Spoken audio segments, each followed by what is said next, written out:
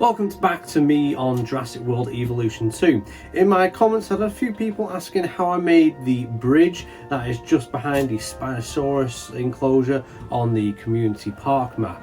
Now, it's not quite a bridge, it's just there to sort of imitate a bridge because there's no bridges in game.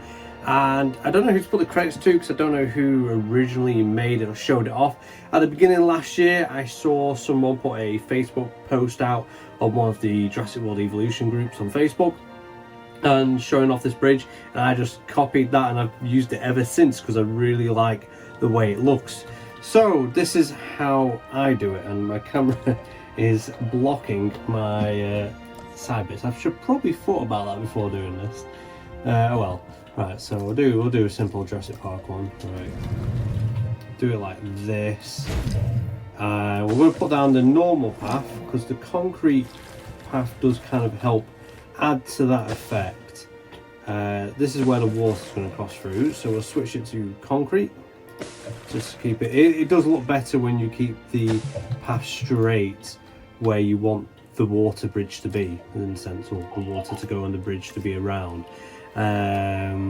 So we'll just make that a little bit shorter and do it like that, bring it up, continue going through like this, and then we're left with this little bit here. So, a little bit of low health. So something's probably escaped, and there's no food out in the open. Right, so for this bit here, what I'm going to do is some rock, and do it like this.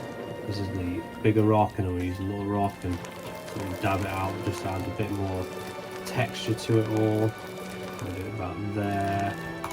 Then we'll go to the decorations. It's not on signs, so don't be looking through signs. And what you want is, where are you? Is this, why am I being blind? It's because it's not on there, is it? Man, it's going to be one of those days for me, I think. Right, so we'll start the bridge where the concrete starts, the effect of the bridge. See, try and level that up using a concrete bollard. We'll do it like that, and what I'll probably do is speed through this because you're going to get the gist of it. I mean, I don't always sometimes do it in line because, well, unless you want to be a perfectionist, I don't think it matters that much, because you're only ever really going to be properly looking at this bridge from a distance anyways. I try and get it mostly in line with one another.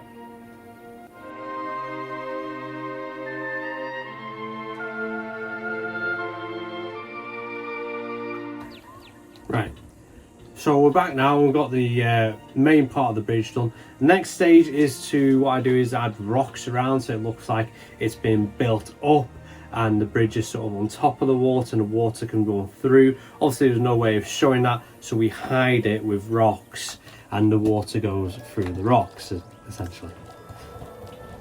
So what I tend to do as well, I usually use a big rock at each end anyways. I sort of do it like that. So these big boulders sort of in the way, giving it that kind of like sort of heavily man-made feel.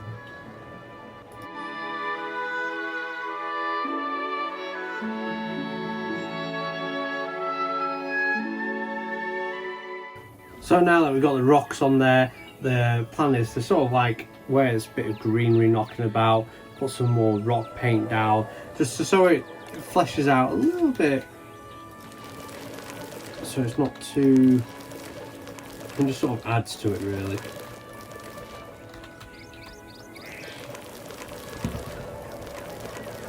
Right, so now the next bit I like doing is just adding a little bit of greenery. For this one I'm going to do some brushes. I like using the horsetail kind of trees and whatnot. Adds that sort of watery vibe to it, as it were.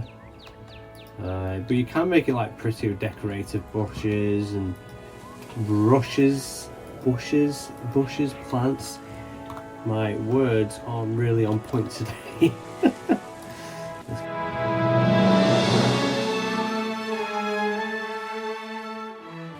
yeah, that's it as its most simplest form. Obviously you can make these more decorative, you can like lift them up higher, you can add more things to it. Instead of using the rocks and the bushes I've used, you can always use sort of like plant pots and things like this to add more detail to it. But yeah, this is just a very simple bridge across the river, and I hope you've enjoyed this.